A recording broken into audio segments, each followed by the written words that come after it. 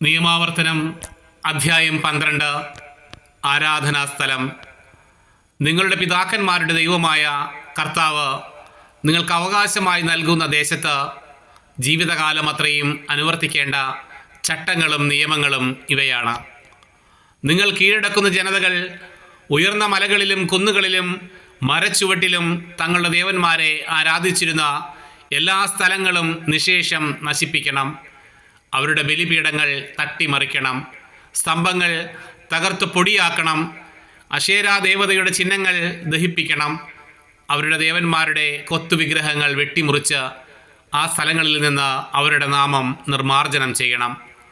നിങ്ങളുടെ ദൈവമായ കർത്താവിനെ ആരാധിക്കുന്നതിൽ നിങ്ങൾ അവരെ അനുകരിക്കരുത്.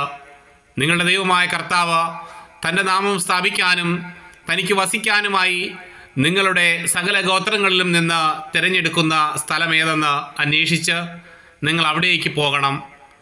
നിങ്ങളുടെ ദഹനബലികളും മറ്റു ബലികളും ദശാംശങ്ങളും നീരാഞ്ജനങ്ങളും നേർച്ചകളും സ്വാഭിഷ്ട കാഴ്ചകളും ആടുമാടുകളുടെ കടിഞ്ഞൂൽ ഫലങ്ങളും അവിടെ കൊണ്ടുവരണം. നിങ്ങളുടെ സകല പ്രവൃത്തികളിലും നിങ്ങളുടെ ദൈവമായ കർത്താവ് നിങ്ങളെ അനുഗ്രഹിച്ചതിനാൽ നിങ്ങളും കുടുംബാംഗങ്ങളും അവിടെ വെച്ച് നിങ്ങളുടെ ദൈവമായ കർത്താവിൻ്റെ മുൻപിൽ അവ ഭക്ഷിച്ച് സന്തോഷിക്കണം. ഇന്ന് ഓരോരുത്തരും താങ്കൾക്ക് ഇഷ്ടമുള്ളത് പ്രവർത്തിക്കുന്നത് പോലെ അന്ന് നിങ്ങൾ ചെയ്യരുത്. എന്തുകൊണ്ടെന്നാൽ ഇതുവരെ നിങ്ങൾ നിങ്ങളുടെ വിശ്രമസ്ഥാനത്ത് നിങ്ങളുടെ ദൈവമായ കർത്താവ് നിങ്ങൾക്ക് അവകാശമായി നൽകുന്ന ദേശത്ത് എത്തിച്ചേർന്നിട്ടില്ല. നിങ്ങൾ ജോർദാൻ കടന്ന് നിങ്ങളുടെ ദൈവമായ കർത്താവ് നിങ്ങൾക്ക് അവകാശമായി നൽകുന്ന ദേശത്ത് വാസമുറപ്പിക്കും. അപ്പോൾ തൻ്റെ നാമം സ്ഥാപിക്കാനായി നിങ്ങളുടെ ദൈവമായ കർത്താവ് ഒരു സ്ഥലം തിരഞ്ഞെടുക്കും. ഞാൻ നിങ്ങളോട് കൽപ്പിക്കുന്നവയെല്ലാം, നിങ്ങളുടെ ദഹനബലികളും മറ്റു ബലികളും ദശാംശങ്ങളും നീരാഞ്ജനങ്ങളും കർത്താവിന് നേരുന്ന എല്ലാ ഉത്തമ വസ്തുക്കളും അവിടെ കൊണ്ടുവരണം. നിങ്ങളുടെ ദൈവമായ കർത്താവിൻ്റെ മുൻപിൽ നിങ്ങളും നിങ്ങളുടെ പുത്രന്മാരും പുത്രികളും ദാസന്മാരും ദാസികളും നിങ്ങളുടെ നഗരങ്ങളിൽ വസിക്കുന്ന ലേവ്യരും സന്തോഷിക്കണം. നിങ്ങൾക്കുള്ളതുപോലെ ലേവ്യർക്ക് സ്വന്തമായി ഒരു ഓഹരിയും അവകാശവുമില്ലല്ലോ. തോന്നുന്നിടത്തൊക്കെ നിങ്ങൾ ദഹനബലി അർപ്പിക്കരുത്. നിങ്ങളുടെ ഗോത്രങ്ങളിൽ ഒന്നിൽ നിന്ന് കർത്താവ് തിരഞ്ഞെടുക്കുന്ന സ്ഥലത്ത് നിങ്ങൾ ദഹനബലി അർപ്പിക്കുകയും ഞാൻ ആജ്ഞാപിക്കുന്നതെല്ലാം അനുഷ്ഠിക്കുകയും ചെയ്യുവിൻ. നിങ്ങളുടെ ദൈവമായ കർത്താവ് നൽകിയിരിക്കുന്ന അനുഗ്രഹങ്ങൾക്കനുസരിച്ച് നിങ്ങളുടെ നഗരങ്ങളിൽ മൃഗങ്ങളെ കൊന്ന് ഇഷ്ടാനുസരണം ഭക്ഷിച്ചുകൊള്ളുവിൻ. കലമാനിനെയും പുള്ളിമാനിനെയും എന്ന പോലെ ശുദ്ധർക്കും അശുദ്ധർക്കും അത് ഭക്ഷിക്കാം. രക്തം മാത്രം ഭക്ഷിക്കരുത്. അത് വെള്ളം കണക്കെ നിലത്തൊഴിച്ചു കളയണം. ധാന്യം, വിത്ത്, എണ്ണ ഇവയുടെ ദശാംശം, ആടുമാടുകളുടെ കടിഞ്ഞൂൽ, നേരുന്ന നേർച്ചകൾ, സ്വാഭിഷ്ട കാഴ്ചകൾ, മറ്റു കാണിക്കകൾ എന്നിവ നിങ്ങളുടെ പട്ടണങ്ങളിൽ വെച്ച് ഭക്ഷിക്കരുത്.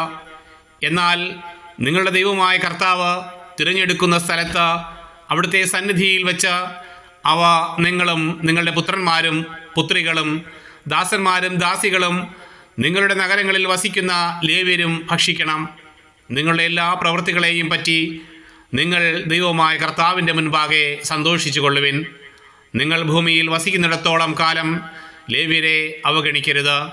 നിങ്ങളുടെ ദൈവമായ കർത്താവ് തൻ്റെ വാഗ്ദാനമനുസരിച്ച് നിങ്ങളുടെ ദേശം വിസ്തൃതമാക്കുമ്പോൾ നിങ്ങൾക്ക് മാംസം കഴിക്കാൻ ആഗ്രഹമുണ്ടാകുമ്പോൾ ഇഷ്ടം പോലെ ഭക്ഷിച്ചു കൊള്ളുവിൻ. നിങ്ങളുടെ ദൈവമായ കർത്താവ് തൻ്റെ നാമം സ്ഥാപിക്കാൻ തിരഞ്ഞെടുത്ത സ്ഥലം വിദൂരത്താണെങ്കിൽ ഞാൻ ആജ്ഞാപിച്ചിട്ടുള്ളതുപോലെ ദൈവം നിങ്ങൾക്ക് തന്നിരിക്കുന്ന ആടുമാടുകളെ കൊന്ന് നിങ്ങളുടെ പട്ടണത്തിൽ വെച്ച് തന്നെ ഇഷ്ടാനുസരണം ഭക്ഷിച്ചു കൊള്ളുവിൻ. കലമാനിനെയും പുള്ളിമാനിനെയും എന്നതുപോലെ ശുദ്ധനും അശുദ്ധനും അവ ഭക്ഷിക്കാം. ഒന്നു മാത്രം ശ്രദ്ധിക്കുക, രക്തം ഭക്ഷിക്കരുത്. രക്തം ജീവനാണ്. മാംസത്തോടൊപ്പം ജീവനെയും നിങ്ങൾ ഭക്ഷിക്കരുത്. നിങ്ങൾ അത് ഭക്ഷിക്കരുത്. ജലം എന്നതുപോലെ നിലത്തൊഴിച്ച് കളയണം. നിങ്ങൾ അത് ഭക്ഷിക്കരുത്. അങ്ങനെ കർത്തൃസന്നിധിയിൽ ശരിയായത് പ്രവർത്തിക്കുമ്പോൾ നിങ്ങൾക്കും നിങ്ങൾക്ക് ശേഷം നിങ്ങളുടെ സന്തതികൾക്കും നന്മയുണ്ടാകും. ദൈവത്തിന് സമർപ്പിച്ച് വിശുദ്ധമാക്കിയ വസ്തുക്കളും നേർച്ചകളും മാത്രം അവിടുന്ന് തിരഞ്ഞെടുക്കുന്ന സ്ഥലത്തേക്ക് നിങ്ങൾ കൊണ്ടുപോകണം. അവിടെ നിങ്ങളുടെ ദൈവമായ കർത്താവിൻ്റെ ബലിപീഠത്തിൽ നിങ്ങളുടെ ദഹനബലികൾ മാംസവും രക്തവും സമർപ്പിക്കണം. നിങ്ങളുടെ ബലിയുടെ രക്തം ദൈവമായ കർത്താവിൻ്റെ ബലിപീഠത്തിന്മേൽ തളിക്കണം. എന്നാൽ മാംസം നിങ്ങൾക്ക് ഭക്ഷിക്കാം. ഞാൻ നിങ്ങളോട് കൽപ്പിക്കുന്ന ഈ കാര്യങ്ങളെല്ലാം ശ്രദ്ധാപൂർവം ശ്രവിക്കുവിൻ. നിങ്ങൾ ദൈവമായ കർത്താവിൻ്റെ മുൻപിൽ നന്മയും ശരിയും മാത്രം പ്രവർത്തിക്കുമെങ്കിൽ നിങ്ങൾക്ക് ശേഷം നിങ്ങളുടെ സന്തതികൾക്കും എന്നേക്കും നന്മയുണ്ടാകും.